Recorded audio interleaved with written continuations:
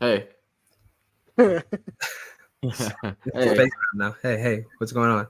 Hey, yo. we should have stayed that way until like somebody in the comment was like, "Are you guys frozen?" Man, dang it. Why'd you say it? You shouldn't have said it out loud because now next time we try it, it won't work, Gary. Thank you. What, the 0 viewers? I think it'll be okay. I mean, no, that's not real. That's not real. Like, it just hasn't. It's still counting, Gary. Because we obviously know that Mark is here. He's commenting in the thing. The votes are still being tabulated, Gary. Right. I need a recount. Find me 11. I'm declaring it right now. No votes. No votes. Man, so what are you guys up to? Haven't seen you guys in a long time. And just hanging around.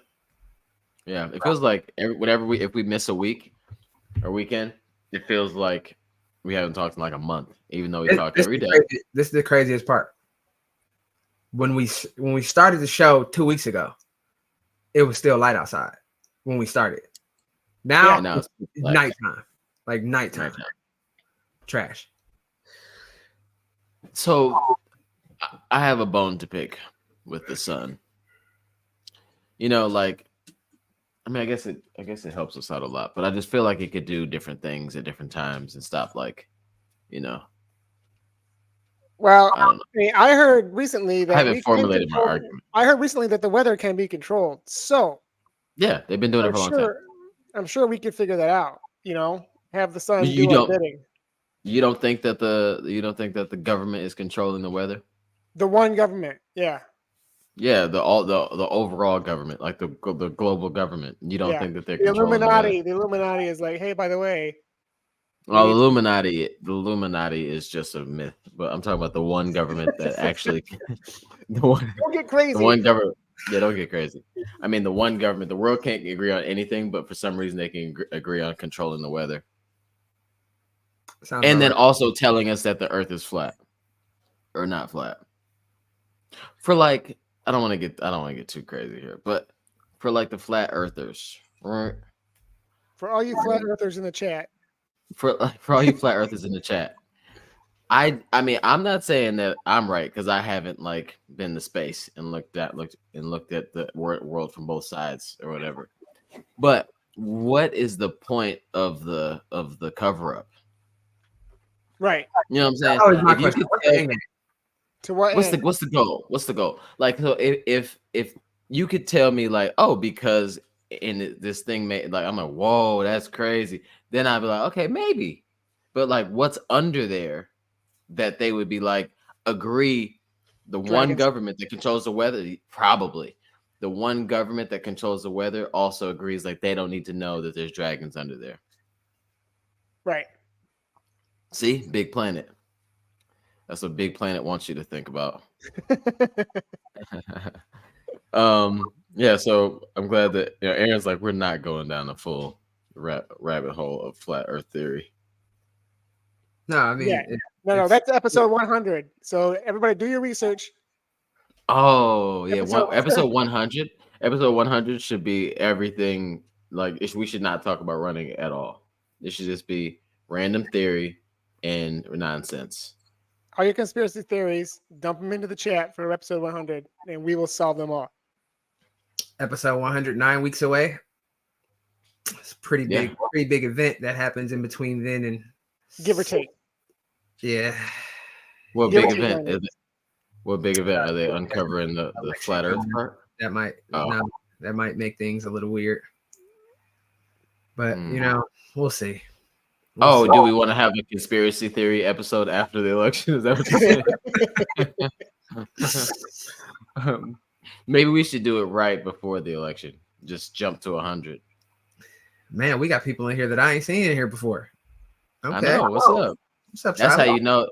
That's how you know marathon season is upon us. People start tapping in because they're like, wonder what they're talking about in there. I mean, it is the PR project, so we got to talk about how to go ahead and get PRs. Let's do a PR shout out. Let's start this shindig. PR alert. Aaron, you want to do us the favor? Yes, sir.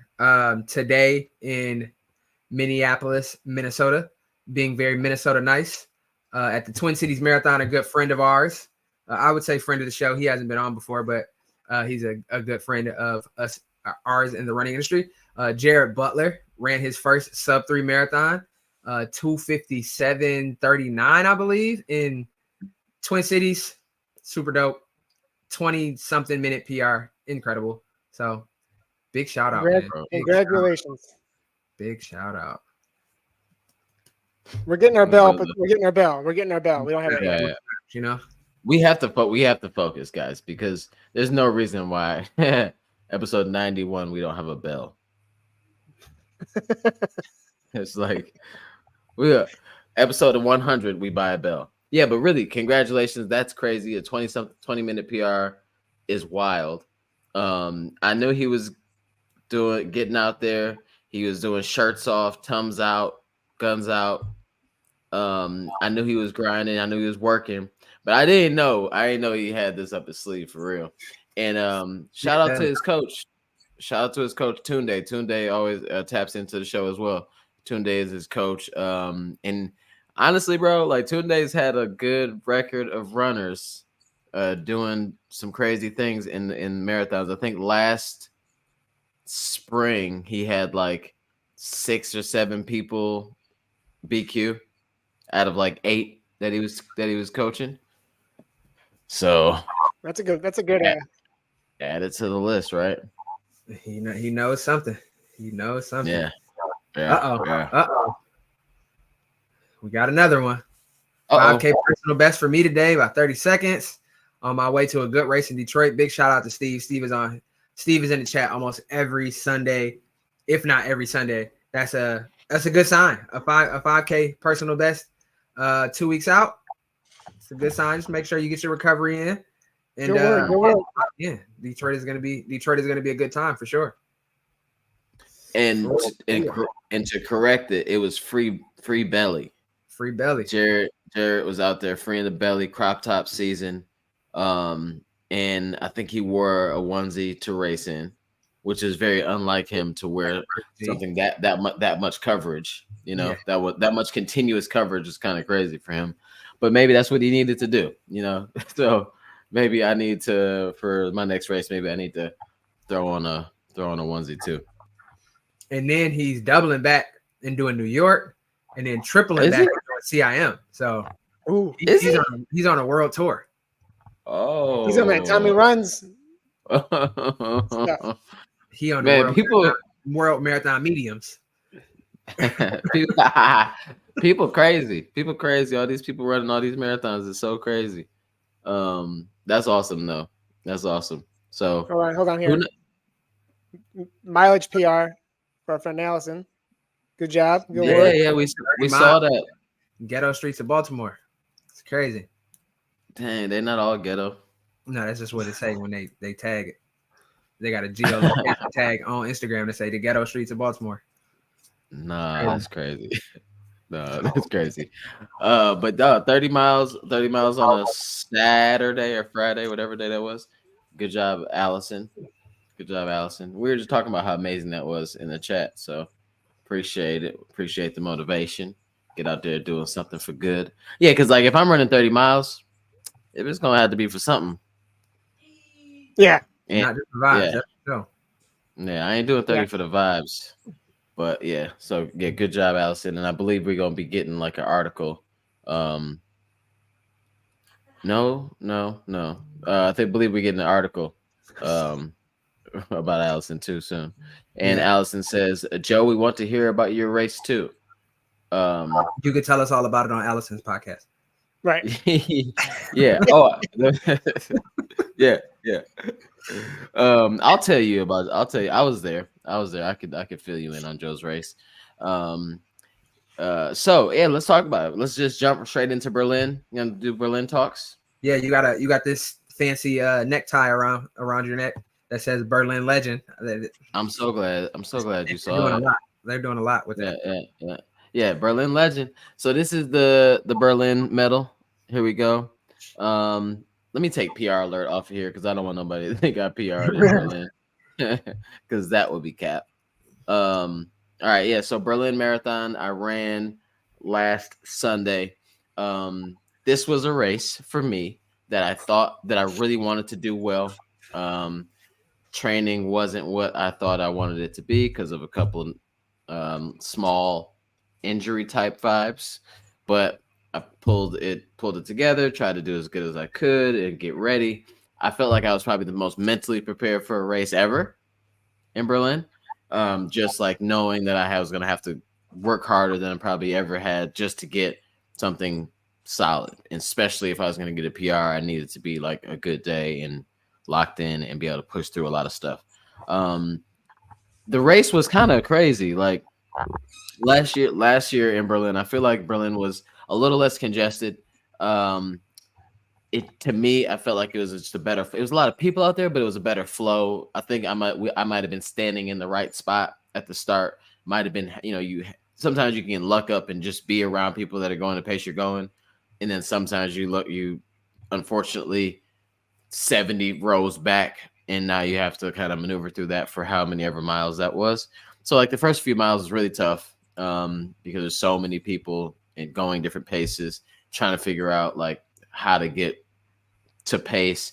And you're losing a lot of energy too. Like, so I think at one point I tried to make a decision like, okay, do I slow down and stay near the blue line, which is like the tangent, or do you exert the energy to go around and add how much ever distance to try to get around these crowds? You know what I'm saying? So it's like, I'm like, okay, well, maybe if I'm not too slow close to the line, we'll be all right. So Joe and I were together for quite a bit and trying to like surging here and there, trying to like take advantage of little openings when we could. But then that gets to be tiresome too. So eventually, by the time it like cleared up, which was the first like 4 or 5 miles was slower than what they were supposed to be for me, at least. And by the time they cleared up, I just wasn't feeling like I can't get down to the pace that I couldn't at that point. I couldn't get down to goal like dream goal pace. You know what I'm saying? So I'm like, okay, well, what's the next best thing? And I'm like,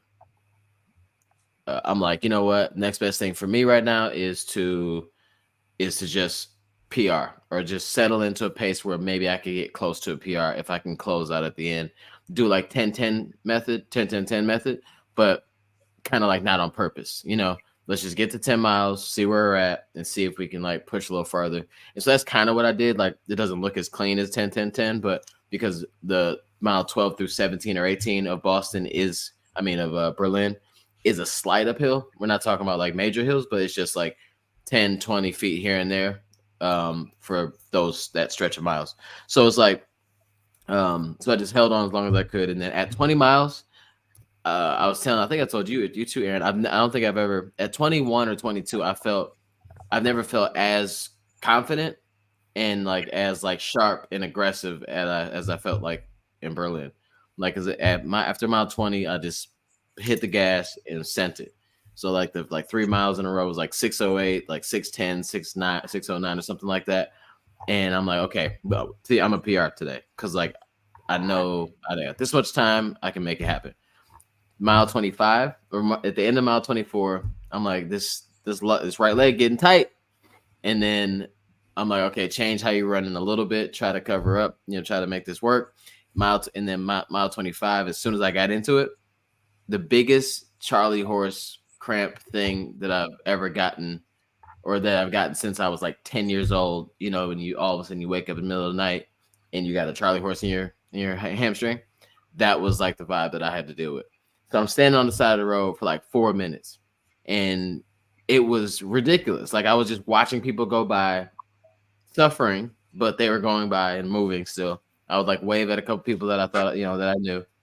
And I'm standing there like trying to figure out how to get this Charlie horse to go away.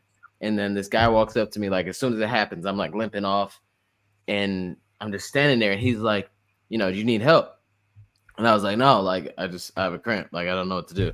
And he's like, do you want me to rub it for you? I'm like, no, okay. And it's like, I'm like, no, I'm all right. And then he's like, no, I can rub it. I'm like, no, I insist. I'll stand here. I'm fine. And then I was like, we'll try to walk away from him, but I couldn't walk either because like every time I put weight on it, it would get like the cramp would get stronger.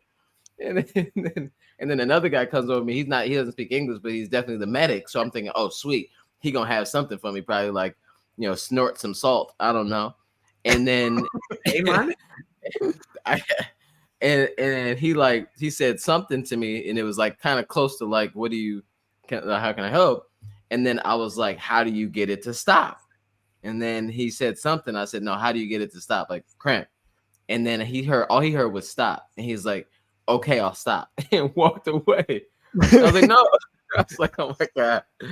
And then so like I just like dug my like fingers into like the cramp, like as like hard as I could, just to something. And then I'm like, okay, that helps. And that's so I started walking with like two hands like on my leg to like whatever. And then like, okay, it's starting to go away. Started jogging like with like holding my leg. And then I'm like, oh, it's not cramping anymore. So I like just ran the rest of the way, kind of like half, you know what I'm saying? Like as like just I was like tiptoeing as fast as I could, really. And every time I would get comfortable and do like a kick, it would be like, nope. So my last mile pace was like 6:30 something, which was, I didn't look at my watch that whole time because I'm just like, you can't do that, like, because how I don't want to be mad. You can't be mad at yourself if you can't even run. So like, what are you doing? So I just waddled my way as fast as I could in. It still was a good day. Like I was really happy with the fact that I like, barring that issue, I don't even know if that's how you say it. Without that issue, it was a good day with the issue too. Like, so I'm not mad about it. Like, it is what it is. Like y'all know that I was out for a certain period of time, and I was like, I'm just grateful that I had a good race and was within striking distance of a PR, even though it wasn't like the best block of my life. You know what I'm saying? I mean, we're looking at your splits. They're pretty solid. And then you see that 125 mile, and what you had was at least at the minimum a better story than ID's bathroom. Right.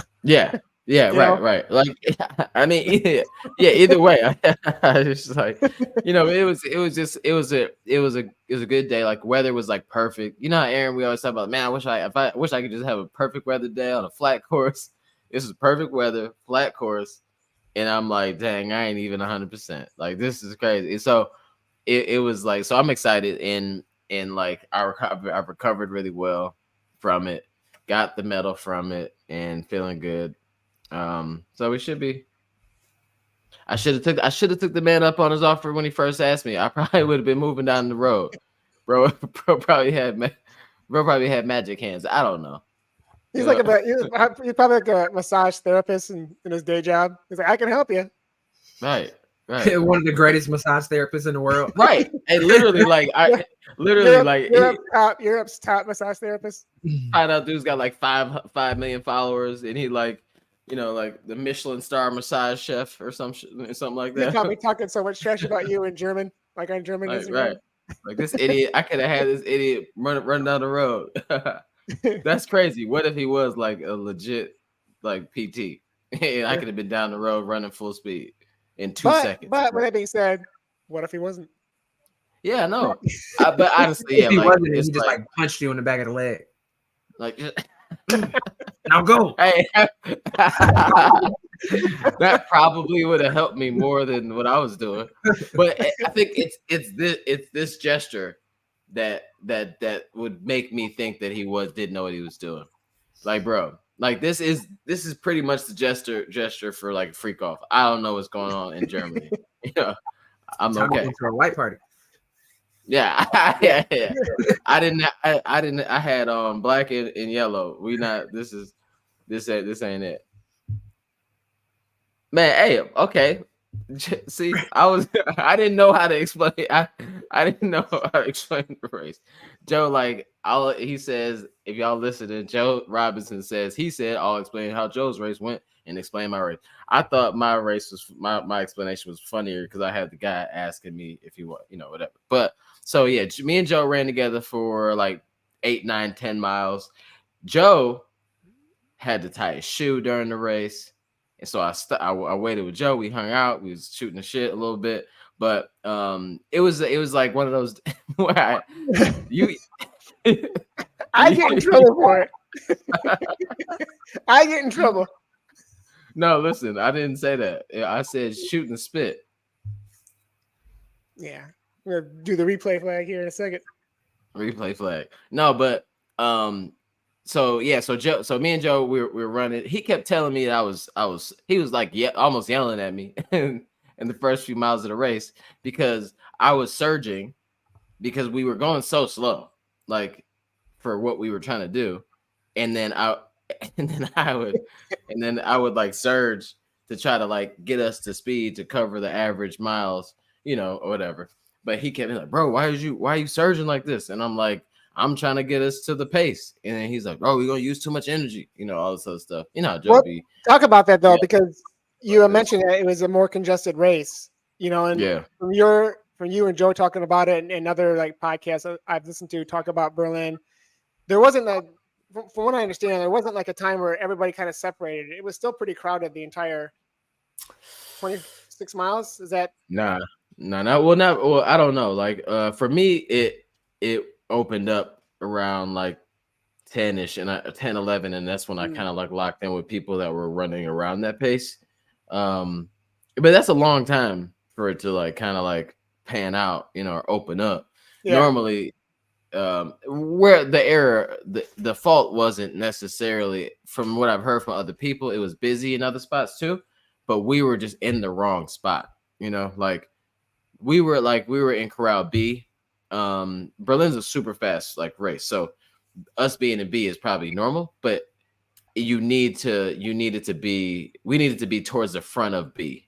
We were in the middle to back of B, and that's how many over 1,000 people probably in front of us, So like, just like any race, like a local 5K with 500 people, if you start at a spot that's not where you're not supposed to be, it's going to take longer for you to get through what you got to get through.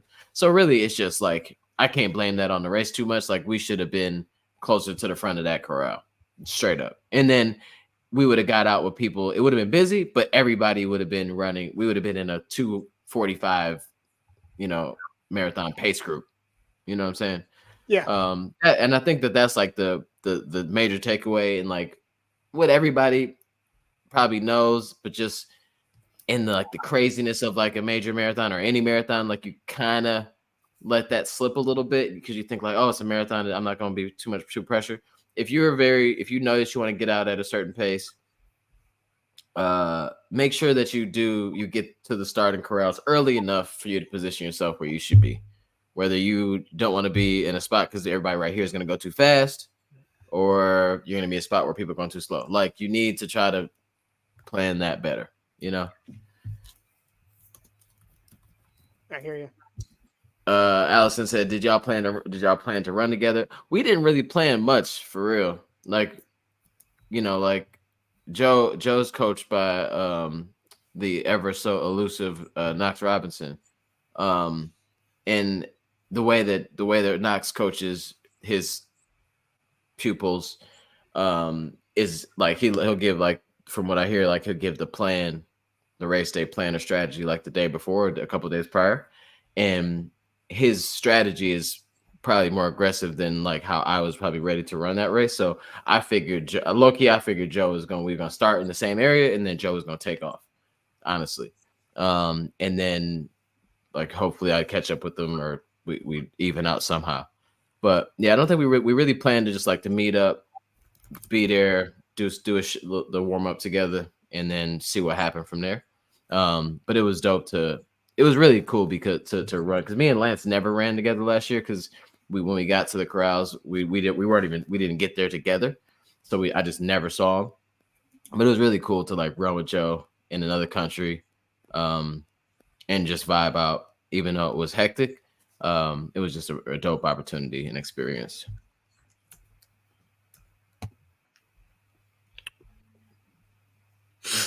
Sorry, so what was the he said, hey, you saw Gary do like the dog turn? Like, what? What would you say was the highlight of Berlin this year? And do you feel like this being your second time, you had a little more domain expertise when it came to running that race? The highlight of like the race, or like just being there in general? Well, we'll say the race first, but then also we'll go to other stuff. The race. I think the weird part about bless you. The weird part, like a highlight for me, actually was after the cramp and getting back running. It like I didn't realize it right now, but it like changed my perspective of the day. Because I was passing by somebody that was struggling that I've met before, and then I'm like, "Hey, bro, come with me," you know. But he was cramping like too bad. He could just kind of do what he was doing. And then I saw somebody else that was like hunched over, like just going through it, like at mile 26, like so you could see the finish line. And I just, pat him on the back, like, you got it, And then I was, that store, A Runner's Mind, is a Runner's Mind in San Francisco. Gary, you I know that. You met Nick before. So like after you come to the Brandenburg Gate, I'm like smiling. I see the finish line. I'm like, I made it. Because honestly, in that 4 minutes at mile 25, I didn't think that I was going to be able to run because I couldn't walk. So I'm like, I don't know how long these last, and I don't know. I was definitely spiraling like negative because obviously a cramp's not going to last forever. But like I'm like I can't even So I'm like I was just happy to see it and like okay, this is cool. I did look to see that spot because right there my mom was last year. She was on the left side before Brandenburg Gate, and I remember like my A goal was gone, so I saw her and ran and gave her a hug, and then finished the race. And so I went past that spot and kind of looked over. I know she wasn't gonna be there, but I just kind of like remembered where she was, and so I was like, "This is really dope. This is cool to be back here and running well or decent." And I saw him after the Brandenburg Gate, like dead stop, like one of those like big cramp moments too. And like the finish line was 150, 200 meters away, like right there, and I know that feeling like it's right there, but you just can't even run. So I sped up to go around some people, did a U-turn, and then like went and got him like, bro, let's finish this race. So we ran the rest of that way in. And that was like, not that moment, but just like the realizing that like, we talk about community and stuff like that. And we all have our own communities. Obviously, we all are here to represent our communities in certain ways.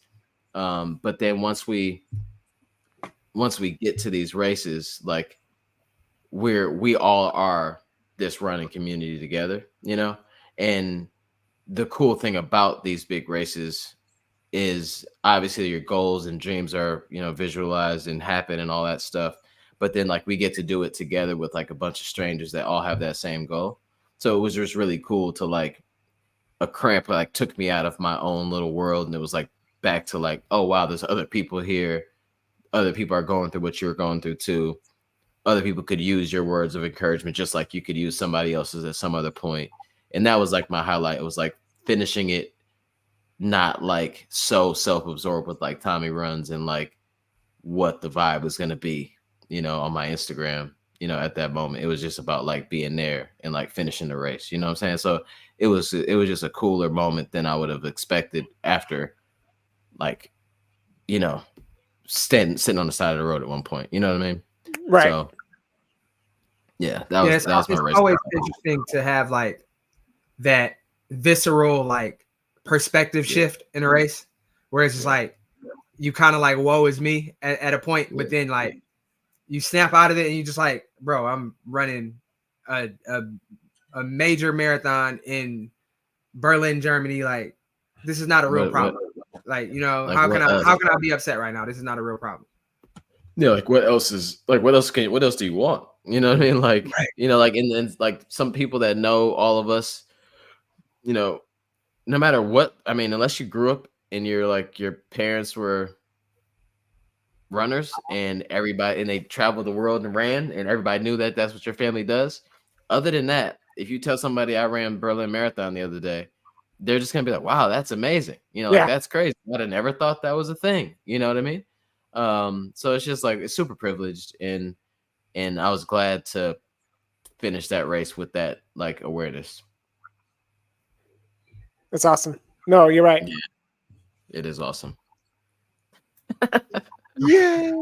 Yeah, but then also big shout out. Like I'd be remiss to say, like, big shout out to Adidas running, because Adidas, I ran Berlin with the Adidas team.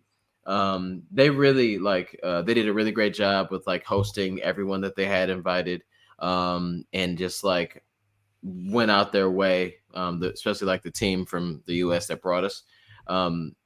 They just went out their way. I mean, because Germany is their home, like, so there was people from all over the world with them there. But the folks that like headed up the US initiative just did a really great job of like making sure we were all taken care of, making sure that everything was good, make sure we had a good time. And it was just a vibe from like the start to the finish of it. And I really couldn't have asked for, like, I've never had a better in race experience with like a brand, actually. So it was dope. They made sure that they really did their thing, and so I appreciate them. The shoes I wore were the what are these? Oh, Adidas Adizero Adios Evo 1. Very dirty. These are going in a vault somewhere to never be worn again. They were fast. They were great. I think that they, honestly, to be real, I think that they were too aggressive for me on that day. Because the only time that the moment when I needed them, like when I actually picked up the speed and like said, let's send it, because I told Gary, I like looked up at the sky for a bit, like, because sometimes in a race you just like looking forward the whole time or down on the ground.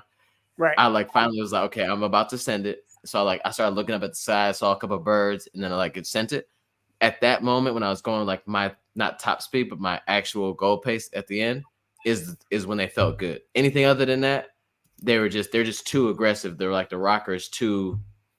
You can't just sit back and run. Like that's one of them shoes you got to be up on your toes and moving. To me, in my opinion, but the Pro 4s are probably even better for like a marathoner like me, low key. So you would say that those shoes are really for like the elite athletes who are going to be up? I think so.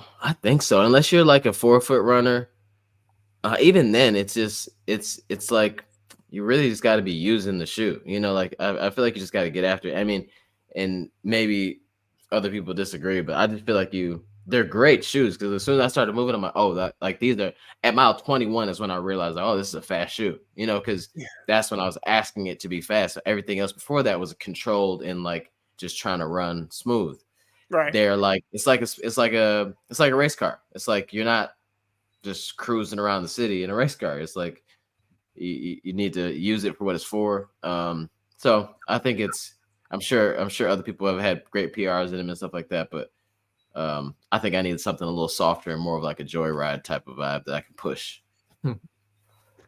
But all right, enough about me. This is ridiculous. It is. Yes. Can we agree on something? So moving on. This is the next thing we have. We got how many days, Aaron? 7 days. Seven days, technically. Less than 7 days, technically. Like we got 6.5 days. Yeah, a little under 6.5 days left until the Chicago Marathon. Aaron, this has been a goal race for you since you signed up for it in the spring sometime, right? Like last November. Oh, last November. My bad. That $275 out of my account. $295 out of my account. Hey, you remember the time stamp of that. The time of day that money exited my account. And I know the 3 bills I didn't pay because of it. So like tell me like how you feeling, like, in let's take it back from like we'll start from like the end of this, like from right now. How are you feeling right now? And then like kind of work back into like some of the things you dealt with and worked through like in this training block to get you to this point. Okay. Right now I'm feeling good. This seems to be a pretty common theme going throughout my last few training blocks is I feel pretty good leading up to the race. I feel fitter than I've ever been. And I think this is like one of the first training blocks that I've done where I haven't really second guessed anything, which is interesting. And also it's interesting that this is the first marathon training block that I ever had that I didn't have that moment in the training block where I'm just like, I want it to be over. Like, can we be done? Like, I haven't had that moment. And I realized that like earlier last week that I'm just like, I haven't gotten to that point where I'm overrunning, like not like overrun, but just like I'm over it about running. And that's interesting too, because I'm used to kind of pushing it and going like all the way to that line and sometimes over that line. So to not even feel like I got close to it, I think it's a good thing, because I'm still all there mentally and I'm also still all there physically. So is this your second or third block with Ari? It's my second marathon block, but my third overall block, because last fall I trained for the Indy half. That's right. That's right.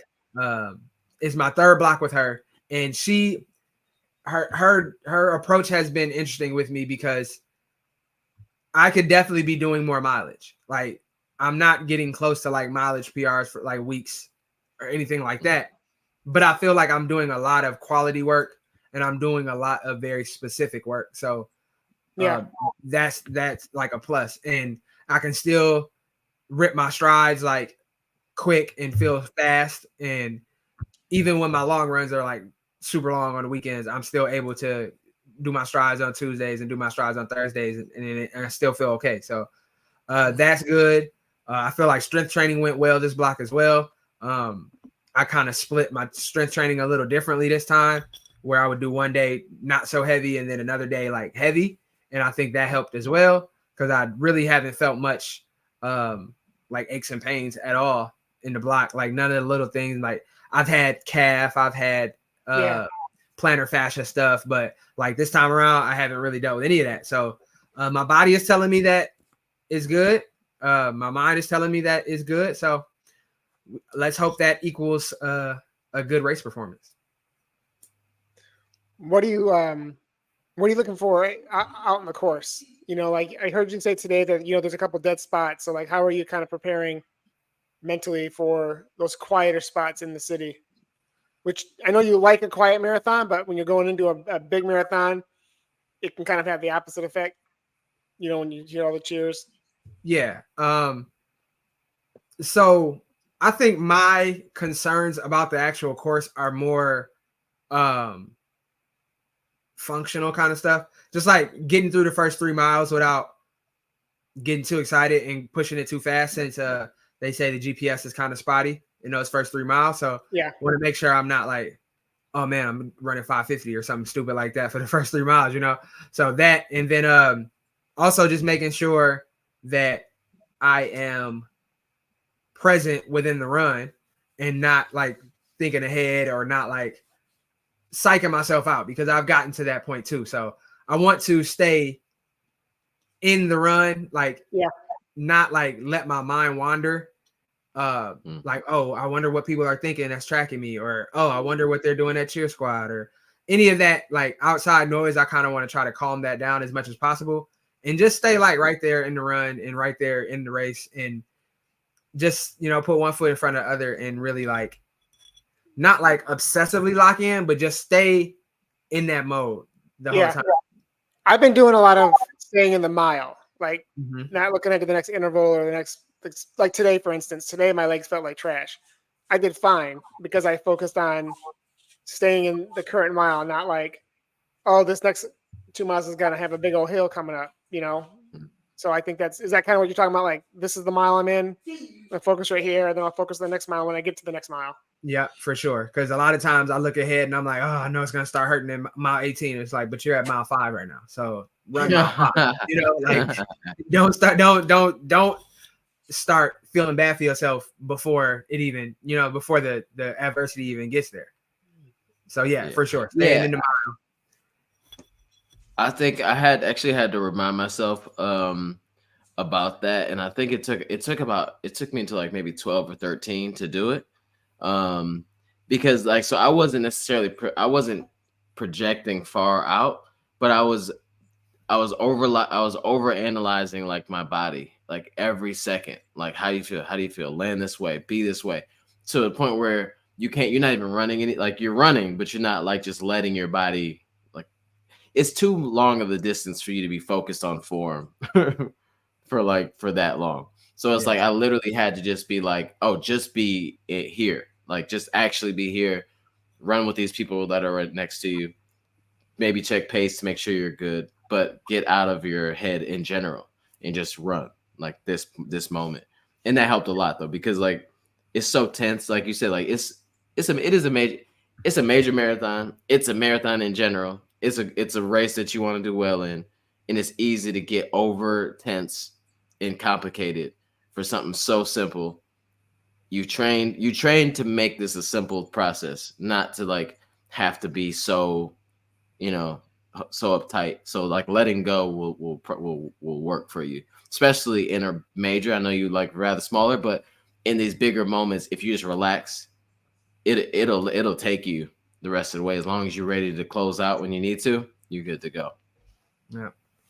Yeah, and it's funny. I was watching the Michigan game yesterday, and they were previewing, or they were showing highlights from the Oregon game, and it was in Eugene, and they showed a shot of Autzen Stadium, and I'm just like, I'm traumatized, bro. I'm traumatized by Autzen because he's at like mile 18 or 19. It was like that's when Gary left me. We were right in front of the stadium. Yeah. It was very sad, but yeah, I just really want to overcome that last 10K and conquer that last 10K in a way that I've never done before. So I would really love to do that, but I know that I have to get through the first 20 miles before I can do that.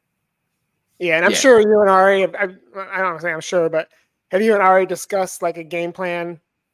What kind, especially with the GPS issues that are real. How are you gonna kind of maneuver those first at least like 10 miles? Because what I like about the course is that there are a lot of like long straightaways, so you can really kind of lock in for a good portion of the race. It's that first 5K really that just the wave of runners trying to figure out the GPS and just trying to like settle your nerves. But once you get past that, it's a pretty nice, easy course, just because of the way it's laid out. But has she run this before? Like, have you guys talked about it yet? I'm not sure if she ran it before. We'll have a call this week for sure before the race. I'm a very low maintenance client, so I very rarely hop on and call with my coach. I just kind of text her when I need her, or I'll comment in our app and communicate with her that way. But we'll definitely hop on the phone at some point this week and talk about it.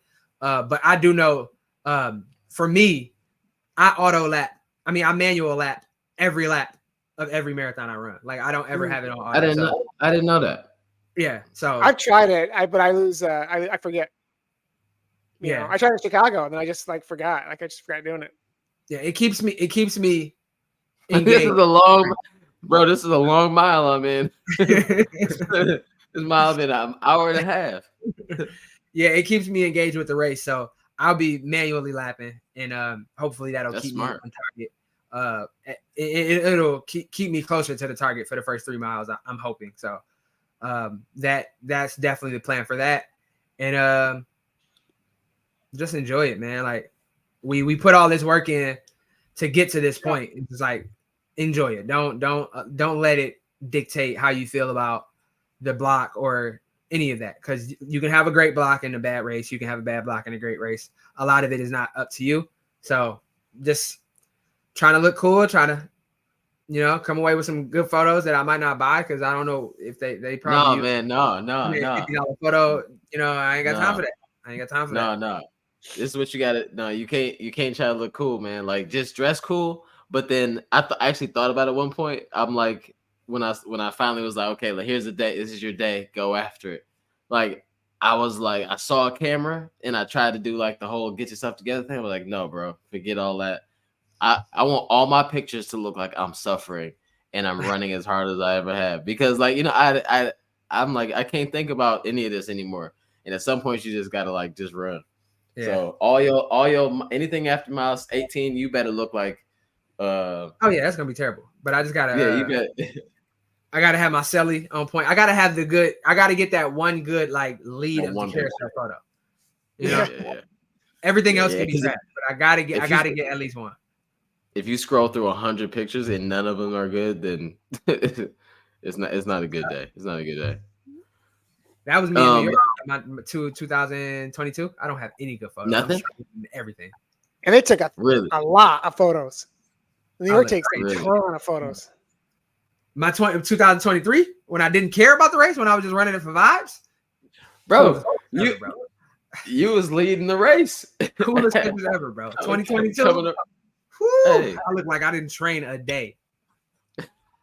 I'm in there looking like the person that jumped in a marathon as a vet. Right. I bet you will run the marathon. Hold my drink. Yeah, so I'll be there. I'll be there with you. Or in the city as well, running. I figured that Chicago's flat as well, and if I could get my life together and legs together, then I'm gonna try to go for something a little crazy in Chicago as well. So I'll be there too, and hopefully I have one good picture and 1,000 terrible ones because I get a really good PR or something. Yeah, so ask us anything in the chat, guys. We will obviously, I would assume next Sunday we will obviously be partying and having a good time because we will be celebrating something or some things. So we're not gonna do that show, but I'll be here. I'll be holding on the fort. Flying solo with Gary as a runner. Yeah. That'd be good. That'd be a fun show. I'll go through all your Strava stats, the minutia. I'm not sure what happened. I'm not sure what he was thinking here, but right here, he's flying. Real quick, going back to what Allison said when I was talking about the Berlin thing, she said, I feel like all the majors are getting more crowded. London was terrible. And then Marie said, I think this was one of the most finishers ever in any marathon. Yeah, Berlin had the most finishers. They have the record now, world record of, most finishers in a race ever. So it's 54,280 or something like that. And I didn't realize, I thought for some reason, I always thought that like New York was way more than that. But like I was standing next to the race director for New York and he's like, yeah, we're going to try to top that. We're going to try to top that as soon as next week pops up or the race comes up. So New York's going to be crazy. But I was also just looking at Chicago. So Chicago last year, Berlin has it at 54,000. Chicago last year had 48,500 finishers. So I'd assume there's going to be that or a little bit more. So it's going to be crowded. So I think the main goal for everybody that's running Chicago is to get to the corral that you're supposed to be in and position yourself in a position of success so you don't have to worry about too much. Because if you just say like, forget it, I'm not going to get through. I'm a little late. I'm just going to jump in the back of my corral. You're going to have the same story that we had, which is too many people, too crowded. You really have to get to where you're supposed to be. And that'll take off a lot of stress. You'll be able to find the tangents better. You won't have to zigzag around people. So goal number one for race day mornings in a major marathon, now that they're growing and getting, not now that they're grown, but since they're so large now, you have to get to your corral and get positioned ASAP. You have to. That's absolutely. Yeah. All right. Can we talk about something that we've been waiting to talk about? Oh, sorry. Did I click that? I did. Oh, is anybody else in the chat going to be in Chicago? Mama Run says. Alex will be. Alex says he will be in Chicago. Alex is everywhere. Yeah, so if you're going to be in Chicago, make sure you tap in. Aaron and I will be there. Mark's going to be there. Mark's going for 3:15. 3:15. Okay. 3:15 or bust for Mark. Yep. Yes, let's go. I mean, Chicago's such a good course to go for a fast time. Yeah. I mean, it's the second flattest world major, I think. Actually, Tokyo is super flat. I don't even know what Tokyo's elevation is, but I don't remember there being a hill. Even I think the bridges were flat somehow. I don't know. Marvels of engineering. Right. Yeah, literally. Yeah, so can we talk about something that we've been joking about for a while, It's been a real explosive topic. Gross. The Morton bicarb system. We talked about this a little bit. We talked about the some of the side effects of having, what is it, sodium bicarb? What is it called? Sodium bicarbonate, baking soda. Yeah, baking soda. But I got baking soda. Yes, so sodium bicarbonate. Apparently, if you just eat it by itself, you could have an explosive situation with your bowels. Your body will turn into a science fair volcano. Down instead of up. Right, an upside down volcano. Yes. So what's the results? I'm sitting here smiling, Malik. So apparently nothing has exploded quite yet. I was actually really nervous though. Because you do this whole like science project or whatever. Like you put water in, you shake it up, let it sit, and then you put the little pellets in there, which is basically all the baking soda pellets. And you're not supposed to. I thought it was gonna be more like the consistency of like oatmeal, like in the videos, in the pictures, it looks thicker. Yeah. But it's more like it's really just like it's like liquid. It's like so eventually I just said, like a broth. No, not that. It's like a milkshake vibe. Okay. So like at first I'm like I got a spoon because you got to get the little pellets in there because you're not supposed to chew. Because you're not, if you bite the whatever pellet, the things, what is it called? Baking soda. If you bite the baking soda pellets, it like releases then instead of like being a slow release into your system. So it said do not chew. So like that's weird by itself because those little pellets ain't like, they're not soft. It's like little weird, like little hard capsules. Plus, it's not candy. It's not like the Lucky Charms marshmallows, No, it's not like it's not really fun. So then eventually I started to drink it because I'm like, okay, I'm not about to sit here with a spoon and eat a liquid with a spoon. And then at the end, I'm like, I got all these little pellets that I had to like scoop up. It was terrible. I mean, it was terrible. It wasn't bad, but it was terrible. You know what I'm saying? Yeah. Like I'm gonna do it again. But going back to what Malik asked, you weren't supposed to feel anything today in terms of like. No, I mean you could have. I mean, in terms of like the benefit of what you're supposed to feel. Oh no, I think Malik was asking if I blew up. No, I know, but he's not that. Let's say he's mature. Let's say Malik is mature. I don't know because I don't know if it could be placebo, it could be whatever. I'm not really sure. But I had a 4x1 workout today. I should be tired. Okay, should a 4x1 workout be difficult at marathon pace at this point? Well, no, you know, what, 200 recovery, 400, right? A four mile marathon tempo should be fine in between the week after and the week before a marathon. It's like doing a 2x2 like the week, Right. Yeah, so it wasn't difficult at all. So like I don't know if that I was moving, I was working, but it was like marathon pace minus 10 seconds. But I felt fine. It felt great. I nailed the workout. No, whatever. So I'm gonna try it again on Wednesday. And the only reason why I'm trying to get on Wednesday is just to make sure my stomach is okay in the moment. And then I'm gonna take it before race day. Yeah, I think if I remember correctly, you are supposed to spread it out though too, right? You're not supposed to like take it day after day after day because that's when you can get some issues. You really should. No, like it's 2 times a week or something like that. They said. I think that's what it is. Yeah. So I consulted with a Morton professional, and he said that the way I was taking it was going to be good. So like really these 2 days is just to make sure that's fine. Yeah. And I don't know if the workout was easier because of it or not, but workout was great. And hopefully that translates into the race was great. I don't know. But I did not blow up either. This is a good question. You could have added like 3 ingredients to that baking soda, and it might have made you run even faster. You also might have got addicted to it, but it's just straight off. You also, yeah. Or you could have went to jail for a long time. Right. This is not for resale. So like I guess the purpose of it, Aaron, you know the science, don't you?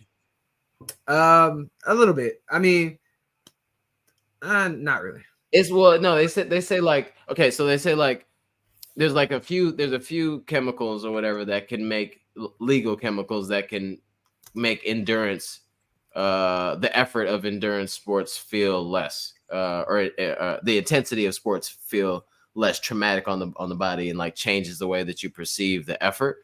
And that's like creatine does it, and then something else, and then sodium bicarbonate.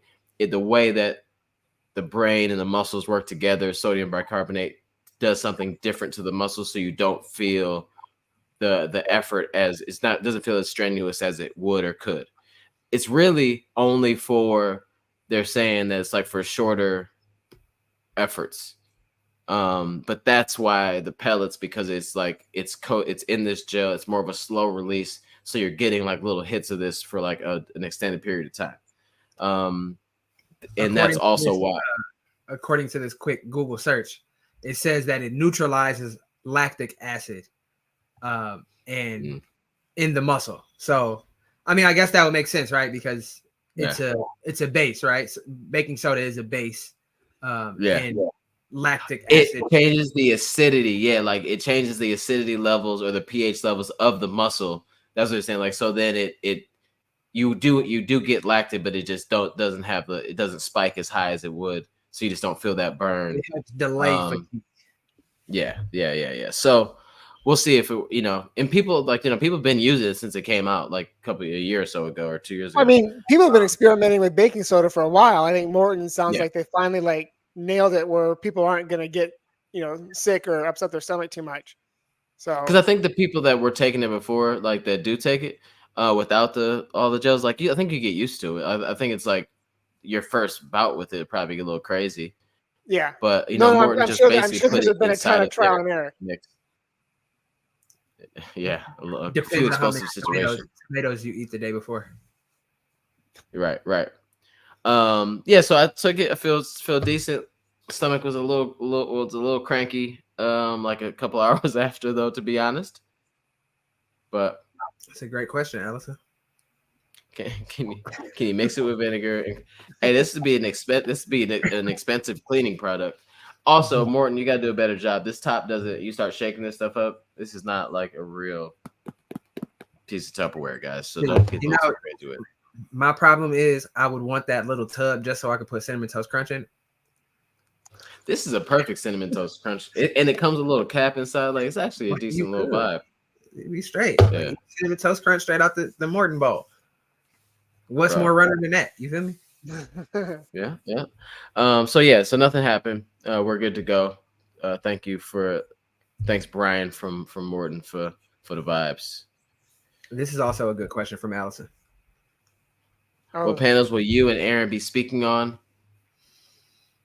Let it be known that Aaron is not a fan of panels, and I will not be. I will not come to your panel, and no, I do not want to speak on your panel. Aaron, that is cap. I've seen you at many panels, and also this is Aaron. This is Aaron at a panel earlier. He was on the panel. I titled that piece "Chronically Online." chronically in said group chat. But yeah, like the vibes will be big. One of the cool highlights of Berlin was the Pioneers pop-up. He had the same space as he had last year, but he's it seems like every year, every major, he's elevating and doing a lot of stuff. He's got Spin the Block, which is it was a really fun relay race. I wasn't able to make that one, but I heard the shakeout was major. He has a Chasing Majors panel that had our good friend Joe Robinson on it. But it's just a really cool moment because you sit and look around this room, and it's like all the black and brown folks in the city are basically, in that room, at least a big majority of us. So it's young too, I'm not saying no shade to anybody that's not considered in the younger demographic. You get a pass, Gary. You're with us.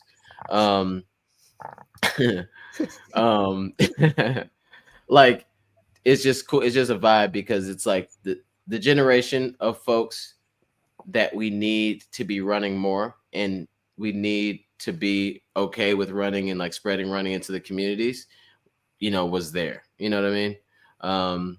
So big shout out, big shout out to Pioneers for like creating that space for us.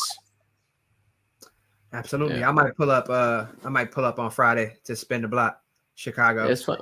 I will be at the Tracksmith Shakeout Run on Saturday morning at 8 a.m. at the Chicago Athletic Association. If y'all want to pull up to that, I think Tommy will be at the Nike Shakeout on Saturday. Yeah, Heartbreak. I think it's at like 9:00. So I might pull up over there after I leave. Yeah, I think maybe I might swing by, see how close they are. I may like swing by or whatever before. Yeah, and this is a good question from Steve. So, what's up with your Detroit MC gig? And you might think MC is microphone controller, but it's not. It's Master of Ceremonies. Mr. Tommy Runs is the Master of Ceremonies for the Detroit Free Press Marathon this year. So yeah, tell us more about that. Okay, I can tell you more about that. Hold on, let me master a ceremony. Let me master ceremonies. This is how I'm gonna talk. I'm gonna have someone else hold the mic for me, so I could just do like this when I master of ceremonies is a really cool opportunity. Big shout out to Zach. I almost said Zach Galifianakis. That's wild. That would be wild. That would be sweet, to be honest with you. Thanks. Big shout out to Zach Ornelas, who we've run with before. He's Ann Arbor guy. He actually won the Free Press in like 2018 or like 17 or one of those. So big shout out to him. He's actually the person that put together the elite field for the race. Detroit Free Press, this is their first year of having an elite field, and they've had elites come, but they've never had a dedicated elite field where they get the elite treatment and all that stuff. I talked to some of the race directors and things like Detroit Free Press is trying. It's almost like they've just now realizing that they're a really decent sized marathon. Detroit's in a position right now where it should be like a destination race for people to come and pull up. So they're starting to realize that, and they need to start competing with like the likes of like Indy and, and Twin Cities and all these and Grandmas and all that. Like they need to start competing and making sure that they're like on that list of like, this is something that we need to do, as opposed to just being okay with it being a decent race. So they're really trying to push to make this a bigger thing. They're trying to treat the elites really well. So they did an award ceremony on all the years past, but they just like handed them like a big fake check or something like that. This year they're going to have like a wreath to put on their head, and then like they're going to have individual trophies and all that stuff. They're going to give away trophies for the full marathon or the marathon, and then the international half. I'm not saying that I'm better than this person or nothing like that, but no shade to Mitch, but I heard Mitch Albom was supposed to be the master, was going to possibly be the master of ceremonies, but they went with Tommy Runs instead. So if I see him in the street, I'm not sure if we good or not, but we'll have to find that out when it happens.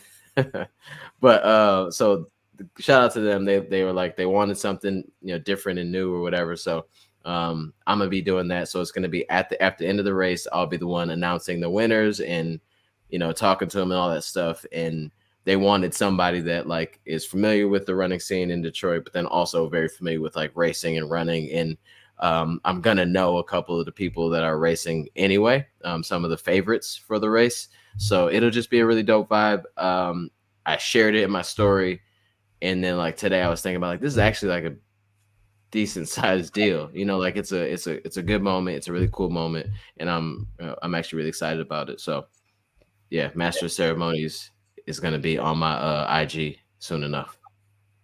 Yeah, that's awesome. That's a huge spotlight for you, especially with what the Freep's been trying to do this year.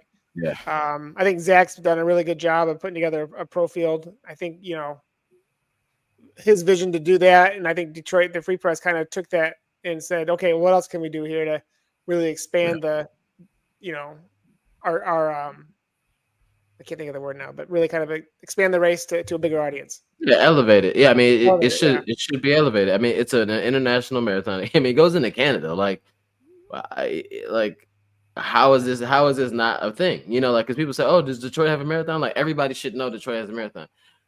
So hopefully they seem like they believe that now too. So hopefully all their actions from this point on will align with them wanting to be more known for a good race, because it's a flat. I mean, it could be a fast course. You know, like, you got the bridge and you got the tunnel, but that's a part of the race where it's like, you know, for the elites, that's before the half marathon point.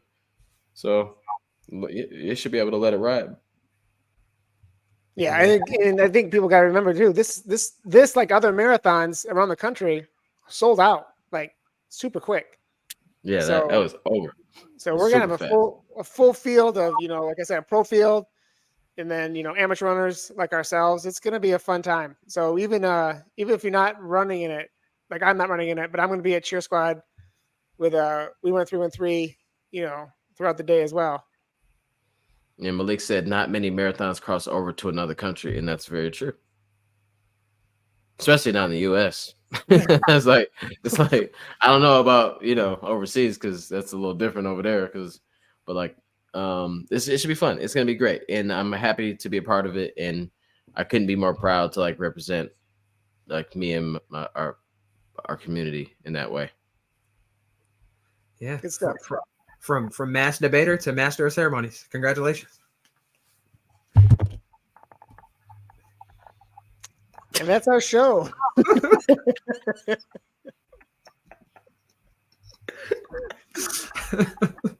Don't forget to tip your waitresses. All